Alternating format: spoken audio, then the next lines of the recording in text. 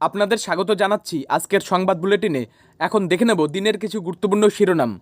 প্রথমেই থাকছে রাজনীতি এবং আন্তর্জাতিক সম্পর্ক বিষয়ে কয়েকটি গুরুত্বপূর্ণ প্রধান খবর। ট্রাম্পের নতুন শুল্ক আরোপের আবহে প্রধানমন্ত্রী নরেন্দ্র মোদী ও রাশিয়ার প্রেসিডেন্ট পুতিনের মধ্যে ফোনালাপ হয়েছে, যেখানে দ্বিপাক্ষিক সম্পর্ক আরও মজবুত করার প্রতিশ্রুতি দেওয়া হয়েছে। রাজ্যসভায় তৃণমূল সাংসদরা ব্যাস পরে প্রতিবাদ করায় আপত্তি উঠেছে। এই প্রসঙ্গে প্রাক্তন সাংসদ ঋতব্রত বন্দ্যোপাধ্যায় গণতান্ত্রিক অধিকারের পক্ষে সওয়াল করেছেন। ভোটার তালিকা থেকে তাড়াহুড়ো করে নাম বাদ দেওয়ার চেষ্টা করা হলে তা খারাপ প্রভাব পড়বে বলে আশঙ্কা প্রকাশ করেছেন নোবেলজয়ী অর্থনীতিবিদ অমর্ত্য সেন। ভোটার তালিকা থেকে নাম বাদ দেওয়া হলে নির্বাচন কমিশনকে আটকানো হবে বলে কড়া হুঁশিয়ারি দিয়েছেন তৃণমূলের সর্বভারতীয় সাধারণ সম্পাদক অভিষেক বন্দ্যোপাধ্যায়। যুদ্ধ বন্ধ করতে আগামী 15ই আগস্ট আলাস্কায় বৈঠকে বসছেন মার্কিন প্রেসিডেন্ট ডোনাল্ড ট্রাম্প এবং রাশিয়ার প্রেসিডেন্ট ভ্লাদিমির পুতিন। এই বৈঠকে অঞ্চল বিনিময়ের ইঙ্গিত পাওয়া গেছে। ভারত ইসরায়েল সম্পর্ক আরও মজবুত করতে সে দেশে নিযুক্ত ভারতীয় রাষ্ট্রদূত সঞ্জীব সিংলার সঙ্গে বৈঠক করেছেন ইসরায়েলের প্রধানমন্ত্রী বেঞ্জামিন নেতানিয়াহু। ট্রাম্পের শুল্কের হুঁশিয়ারি নিয়ে কড়া বার্তা দিয়েছেন কেন্দ্রীয় মন্ত্রী পীযূষ গোয়েল। তিনি স্পষ্ট জানিয়েছেন যে ভারত কারো কাছে মাথা নত করবে না। এক ঝলকে দেখে নেওয়া যাক একটি গুরুত্বপূর্ণ মামলার খবর। সিঙ্গুর মামলায় রাজ্যের আবেদন খারিজ করেছে সুপ্রিম কোর্ট। আদালত জানিয়েছে টাটা গোষ্ঠীকে ক্ষতিপূরণের মামলার শুনানি কলকাতা হাইকোর্টেই হবে। এই ছিল আজকের গুরুত্বপূর্ণ শিরোনাম। বিস্তারিত খবর দেখতে আমাদের সঙ্গেই থাকুন। ট্রাম্পের শুল্ক আরোপের আবহে মোদি পুতিনের ফোনালাপ, দ্বিপাক্ষিক সম্পর্ক আরও মজবুত করার প্রতিশ্রুতি। এই মুহূর্তে উঠে আসছে একটি আন্তর্জাতিক বড় খবর। সম্প্রতি প্রধানমন্ত্রী নরেন্দ্র মোদী ও রাশিয়ার প্রেসিডেন্ট ভ্লাদিমির পুতিন ফোনে কথা বলেছেন। এই ফোনালাপ এমন এক সময় হয়েছে যখন আমেরিকা ও ভারতের মধ্যে নতুন শুল্ক নীতি নিয়ে কূটনৈতিক উত্তেজনা দেখা দিয়েছে। প্রাপ্ত খবর অনুযায়ী আমেরিকার বর্তমান প্রশাসন ভারতের উপর নতুন করে শুল্ক আরোপের সিদ্ধান্ত নিয়েছে। এই শুল্ক আরোপের কারণ হিসেবে বলা হচ্ছে যে ভারত রাশিয়া থেকে তেল কেনা চালিয়ে যাচ্ছে। ট্রাম্পের এই সিদ্ধান্তের ফলে ভারতের একাধিক শিল্পে প্রভাব পড়তে পারে বলে আশঙ্কা করা হচ্ছে। এই পরিস্থিতিতে ভারত ও রাশিয়ার মধ্যকার এই ফোনালাপ রাজনৈতিকভাবে অত্যন্ত তাৎপর্যপূর্ণ। ফোনালাপে দুই রাষ্ট্রনেতা ভারত রাশিয়া কৌশলগত অংশীদারিত্ব আরও গভীর করার বিষয়ে আলোচনা করেন। প্রধানমন্ত্রী নরেন্দ্র মোদী তার সোশ্যাল মিডিয়া পোস্টে জানিয়েছেন যে তাদের মধ্যে খুব ভালো এবং বিস্তারিত আলোচনা হয়েছে এবং পুতিনকে তিনি এবছর ভারত সফরের আমন্ত্রণও জানিয়েছেন। অন্যদিকে রাশিয়া ইউক্রেন পরিস্থিতি সম্পর্কে প্রধানমন্ত্রীকে বিস্তারিত তথ্য দিয়েছে বলে জানা গেছে। ভারতের পক্ষ থেকে স্পষ্ট জানানো হয়েছে যে দেশের নাগরিকদের জ্বালানির প্রয়োজন মেটাতে ভারত রাশিয়া থেকে তেল কেনা চালিয়ে যাবে। রাজ্যসভায় তৃণমূল সাংসদদের প্রতিবাদ, ব্যাস পড়া নিয়ে আপত্তি, কি বললেন ঋতব্রত বন্দ্যোপাধ্যায়? এই মুহূর্তে রাজনৈতিক মহলের একটি গুরুত্বপূর্ণ খবর উঠে আসছে। তৃণমূল সাংসদরা সম্প্রতি রাজ্যসভায় একটি প্রতিবাদে অংশ নিয়েছেন।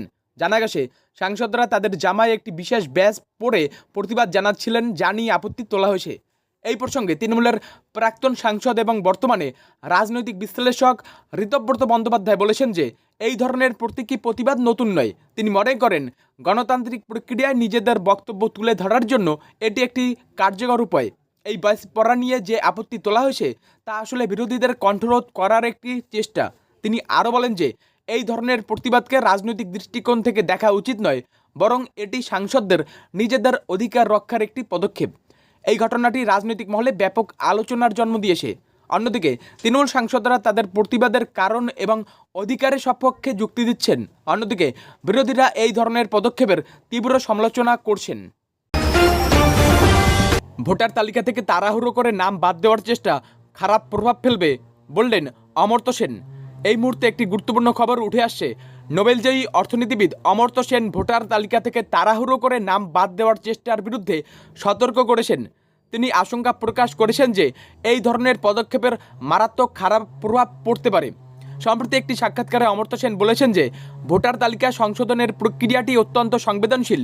যদি তাড়াহুড়ো করে এই কাজ করতে গিয়ে বিদ্যমান তালিকায় আরও ভুলভ্রান্তি যুক্ত হয় তবে তার ফলাফল ভয়াবহ হতে পারে। তিনি বিশেষত সমাজের দরিদ্র এবং বঞ্চিত অংশের মানুষের কথা উল্লেখ করে বলেছেন যে তাদের কাছে অনেক সময় প্রয়োজনীয় নথি থাকে না। ফলে দ্রুততার সঙ্গে নাম বাদ দেওয়ার প্রক্রিয়া চালু হলে তাদের ভোট দেওয়ার অধিকার কেড়ে নেওয়া হতে পারে। অমর্ত্য সেন আরও সতর্ক করে বলেছেন, যদি কোনো বিশেষ গোষ্ঠীর নাগরিকদের কণ্ঠস্বর নির্মূল করার জন্য পরিকল্পিতভাবে চেষ্টা করা হয় তাহলে তা এক ভয়াবহ ঘটনা হবে।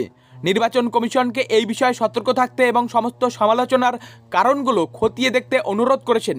তার মতে, পক্ষপাতমুক্ত নির্বাচন কমিশনের দ্বারাও দ্রুত তৈরি করা ভোটার তালিকায় গুরুতর ত্রুটি থাকতে পারে। ভোটার তালিকা থেকে নাম বাদ দেওয়া হলে নির্বাচন কমিশনকে আটকানো হবে, অভিষেকের কড়া হুঁশিয়ারি। তৃণমূলের সর্বভারতীয় সাধারণ সম্পাদক অভিষেক বন্দ্যোপাধ্যায় সম্প্রতি এক জনসভা থেকে নির্বাচন কমিশনকে কড়া হুঁশিয়ারি দিয়েছেন। তিনি বলেছেন যে যদি ভোটার তালিকা থেকে পরিকল্পিতভাবে কোনো বৈধ ভোটারের নাম বাদ দেওয়া হয় তাহলে নির্বাচন কমিশনকে তাদের কাজ করতে বাধা দেওয়া হবে। অভিষেক বন্দ্যোপাধ্যায়ের মূল উদ্বেগ হল আসন্ন লোকসভা নির্বাচনের আগে ভোটার তালিকা সংশোধনের নামে বহু মানুষের নাম বাদ দেওয়া হতে পারে। এই বিষয়ে তিনি আশঙ্কা প্রকাশ করে বলেছেন যে বিজেপির রাজনৈতিক ফায়দা তোলার জন্য এই ধরনের কৌশল অবলম্বন করতে পারে। তার মতে এটি গণতন্ত্রের পক্ষে ক্ষতিকর এবং এটি কোনোভাবেই মেনে নেওয়া হবে না। তিনি এই প্রসঙ্গে সিবিআই এর বিরুদ্ধেও অভিযোগ তুলে বলেছেন যে কেন্দ্রীয় সংস্থাগুলো বিজেপির অঙ্গুলি হেলনে কাজ করছে। অভিষেকের এই হুঁশিয়ারি রাজ্য রাজনীতিতে নতুন বিতর্কের জন্ম দিয়েছে। একদিকে তৃণমূল এই পদক্ষেপকে গণতন্ত্র রক্ষার লড়াই হিসেবে দেখছে, অন্যদিকে বিজেপি এই মন্তব্যের তীব্র সমালোচনা করে বলছে অভিষেক বন্দ্যোপাধ্যায় আসলে নির্বাচন কমিশনের মতো একটি সাংবিধানিক সংস্থাকে হুমকি দিচ্ছেন। সিঙ্গুর মামলা, রাজ্যের আবেদন খারিজ করল সুপ্রিম কোর্ট, ক্ষতিপূরণের মামলা শুনবে হাইকোর্ট। এই মুহূর্তে উঠে আসছে একটি গুরুত্বপূর্ণ খবর। সিঙ্গুর মামলায় পশ্চিমবঙ্গ সরকারের একটি আবেদন খারিজ করে দিয়েছে সুপ্রিম কোর্ট। আদালত জানিয়েছে যে টাটা গোষ্ঠীকে 765,78,00,000 টাকা ক্ষতিপূরণ দেওয়ার বিষয়ে 3 সদস্যের সালিসি আদালতের রায় নিয়ে রাজ্যের করা মামলার শুনানি কলকাতা হাইকোর্টেই হবে। রাজ্য সরকার হাইকোর্টের রায়ের বিরুদ্ধে সুপ্রিম কোর্টে আবেদন করেছিল। রাজ্যের অভিযোগ ছিল সালিসি আদালতের সভাপতি অবসরপ্রাপ্ত বিচারপতি VS শিরপুরকরের সঙ্গে টাটা গোষ্ঠীর ঘনিষ্ঠতা রয়েছে। রাজ্য দাবি করেছিল যে শুনানি চলাকালীন বিচারপতিকে টাটা গোষ্ঠীর বিভিন্ন অনুষ্ঠানে দেখা গেছে, যা পক্ষপাত দুষ্টতার ইঙ্গিত দেয়। তবে হাইকোর্ট গত 19শে জুন রাজ্যের এই আবেদন খারিজ করে দেয় এবং জানায় যে বিচারকের বিরুদ্ধে অভিযোগের কোনো আইনগত ভিত্তি নেই। সুপ্রিম কোর্টের বিচারপতি PS নরসিংহ এবং বিচারপতি অতুল S চান্দুরকরের বেঞ্চও হাইকোর্টের এই রায়কেই বহাল রেখেছে। আদালত জানিয়েছে সিঙ্গুর ক্ষতিপূরণ মামলার শুনানি এখন হাইকোর্টের বিচারপতি অনিরুদ্ধ রায়ের বেঞ্চে আগামী 12ই আগস্ট হবে।